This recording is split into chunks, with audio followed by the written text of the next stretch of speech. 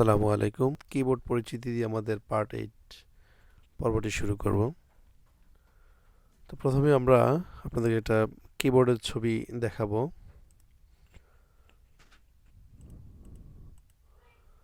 তো এই কিবোর্ডটি যারা কম্পিউটার ইউজ করেন, ব্যবহার করেন,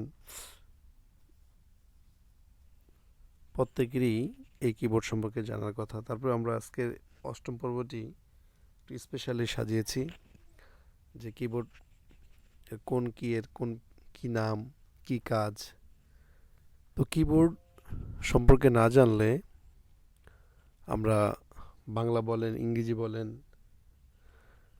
লেখালেখি করতে পারবো না। সেই জন্য এই অষ্টম পর্বটি স্পেশালি কিবোর্ড পরিচিতি। কিবোর্ডকে সাধারণত আমরা চাবির পাটাতন বলতে পারি। তো এটাকে আমরা মূলত 6টা ভাগে ভাগ করছি। প্রথম হচ্ছে অ্যালফাবেট কি। অ্যালফাবেট কি হচ্ছে এ, এস, ডি, এফ, জি এই ধরনের মানে লেটার অক্ষরগুলি নিয়ে যে কিগুলি আছে সেগুলিকে আমরা অ্যালফাবেট কি বলবো। তারপর আমরা দ্বিতীয়ত যেভাবে ভাগ করেছি নিউমেরিক কি, অর্থাৎ কিবোর্ডের উপরে 1 2 3 4 এরকম করে শূন্য প্লাস মাইনাস এগুলি নিয়ে আমরা নিউমেরিক কি বলবো এগুলিকে। 3 নম্বর হচ্ছে ফাংশন কি। কিবোর্ডের সর্ব উপরে দেখেন F1 F2 F12 পর্যন্ত আছে, এগুলিকে ফাংশন কি বলা হয়। 4 নম্বরে আমরা দেখছি এখানে কিছু অ্যারো চিহ্ন আছে, এগুলিকে বলা হয় মুভমেন্ট কি।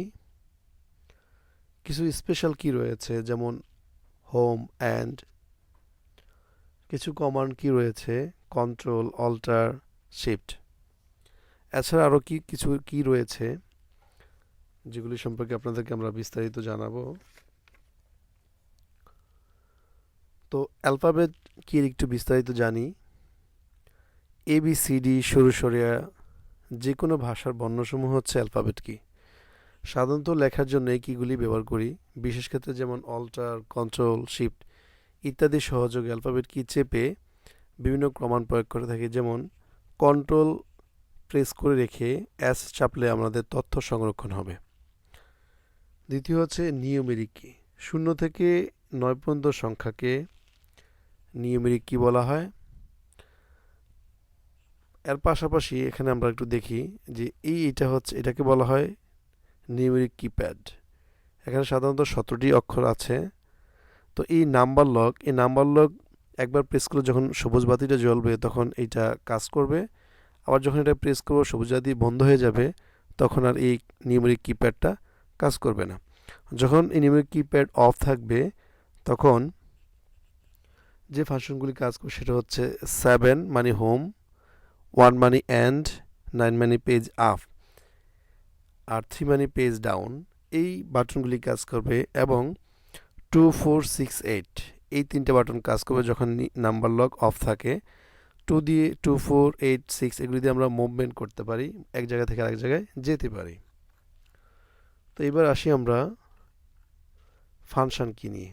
যে আমরা বলেছিলাম F1 F2 এভাবে F12 পর্যন্ত সংখ্যাগুলিকে ফাংশন কি বলা হয়। তো আমরা F1 যদি চাপি, এই বিভিন্ন F1 থেকে F12 পর্যন্ত সংখ্যাকে যেমন ফাংশন বলে, যেমন এখানে F1 চাপলে আমরা যদি F1 চাপি দেখেন হেল্প চলে আসবে। আমরা কিবোর্ড থেকে F1 চাপলাম, দেন একটা কমান্ড চলে আসছে যে আমাদের কোনো হেল্প লাগবে কিনা। যদি আমাদের কোনো হেল্প প্রয়োজন তাহলে F1 চাপলে হেল্প চলে আসবে। এরকম এক একটা প্রোগ্রামে এই ফাংশন কিগুলির কাজ এক এক ধরনের। তো এবার আমরা চলে যাচ্ছি মুভমেন্ট কি এর কাজ। মুভমেন্ট কি দিয়ে সাধারণত উপরে নিচে ডানে বায়ে কার্সরকে মুভমেন্ট করার জন্য যাওয়া হয়। তবে কন্ট্রোল যোগে যদি আমরা মুভমেন্ট কিটা চাপি সেক্ষেত্রে ওয়ার্ডের পরে আগে যাওয়া যায়। যেমন হচ্ছে আমরা এখানে চেপে দেখাচ্ছি, আমরা কন্ট্রোল প্রেস করব কিবোর্ড থেকে, কন্ট্রোল প্রেস করে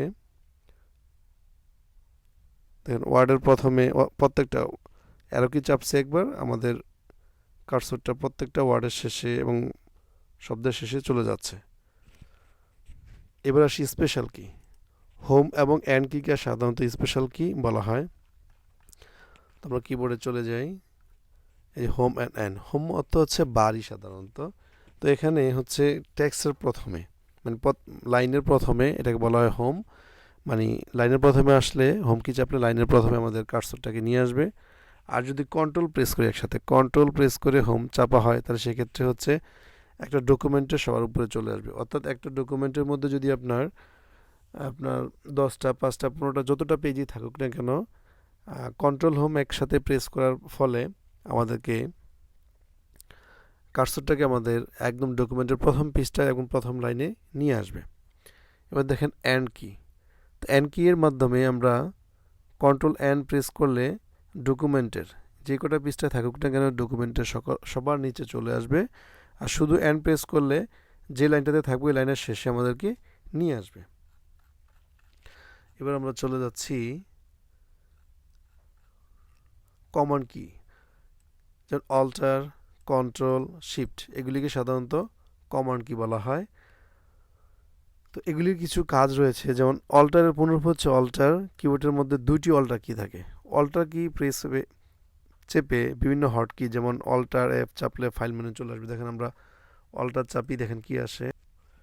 কিবোর্ড থেকে অল্টার প্রেস করার সাথে সাথে প্রত্যেকটা দেখেন হোম রিবনের পরে এইচ, ইনসার্টের পরে এন, ডিজাইনের পরে জি, লেআউটের পরে পি, এগুলি চলে আসছে। এখন আমি অল্টার প্লাস এগুলি বলা হয় হট কি, এগুলিকে বলা হয় হট কি। দেন অল্টার প্রেস করে অ্যাপ যদি চাপি, দেখেন আমাদেরকে ফাইল মেনুতে নিয়ে আসছে। আবার দেখি অল্টার কি প্রেস করলাম, এবার যদি এন চাপি, দেখেন কি আসে, আমাদের ইনসার্ট মেনুতে ইনসার্ট রিবনে নিয়ে আসছে। আবার আমরা অল্টার প্রেস করি, চলে যাবে, আবার অল্টার প্রেস করে চলে আসবে। অল্টার যুগে জি চাপলাম, দেখেন ডিজাইন রিবনটা ওপেন হয়ে আছে।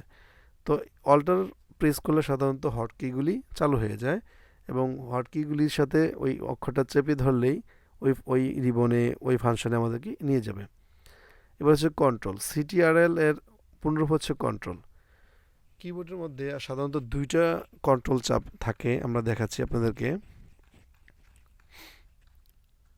দেখেন এখানে একটা কন্ট্রোল এবং এখানে একটা কন্ট্রোল থাকে। তো কন্ট্রোল চেপে, ধরুন আমি কন্ট্রোল চেপে এস চাপলাম, কন্ট্রোল এস চাপ দিলে আমার এই ডকুমেন্টটা সেভ হয়ে যাবে। দেখুন আমি কন্ট্রোল এস চাপি কিবোর্ড থেকে, আমার ডকুমেন্টটা সেভ হয়ে গেল। অর্থাৎ এই সেভ বাটনটা কন্ট্রোল এস প্রেস করলে আমাদের কাজ করবে। এবার আমরা চলে যাই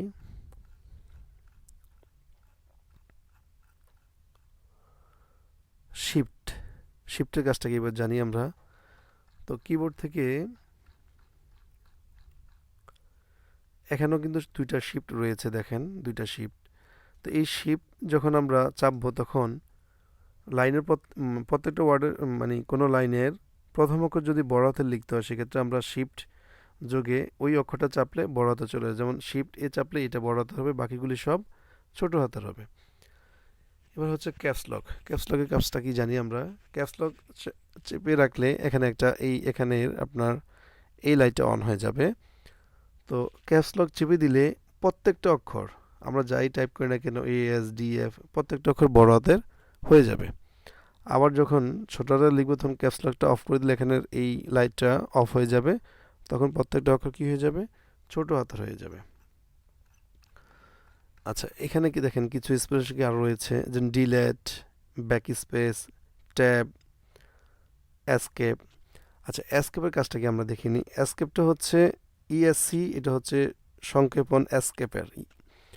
তো এসকেপের কাজ হচ্ছে আমার কোনো কমান্ড চলে আসলে পিকচারে ক্লিক করলাম, এই অপশনটা যখন চলে আসবে, এখন আমি এটাকে বাদ দিতে চাচ্ছি, তখন এসকেপ কিবোর্ড থেকে এসকেপ প্রেস করলে এই অপশনটাকে বাদ দিই। অর্থাৎ কোনো কিছু বাতিল করার জন্য আমরা এসকেপটা ব্যবহার করব।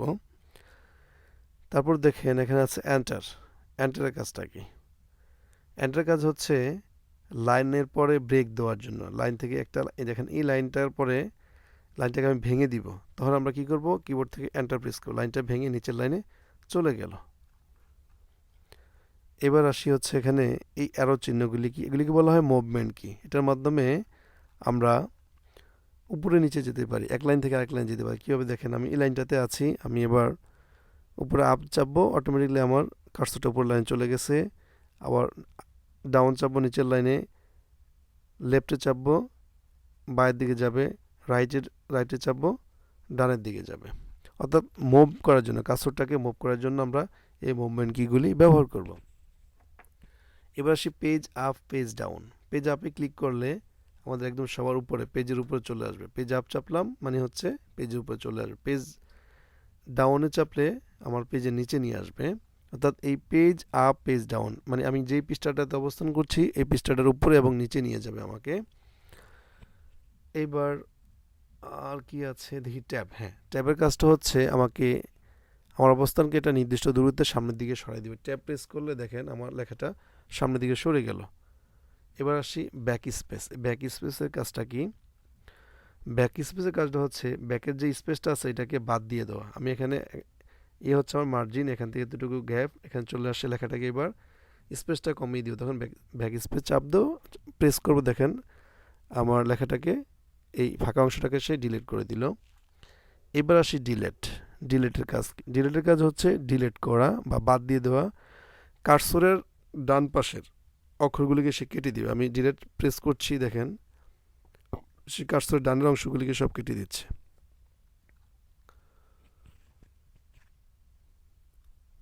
এবার আছে প্রিন্ট স্ক্রিন স্কেপ। আমরা যদি এই স্ক্রিনের কোনো ছবি তোলার প্রয়োজন হয় সেক্ষেত্রে কিবোর্ড থেকে এই বাটনটা প্রেস করে দিলেই আমাদের এই প্রোগ্রামের একটা ছবি নিয়ে নেবে। দেখেন আমরা প্রিন্ট স্ক্রিন স্কেপে প্রেস করলাম কিবোর্ড থেকে, সে আমার এখানে একটা ছবি নিয়ে নিচ্ছে। এখন আমি ছবিটা এখানে পেস্ট করে দেখাই আপনাদেরকে। পেস্ট করলাম, দেখেন যে এটা সে একটা ছবি নিয়ে নিচ্ছে, ছবিটা সে এই যে।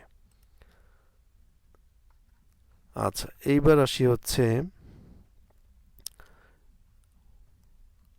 Scroll lock.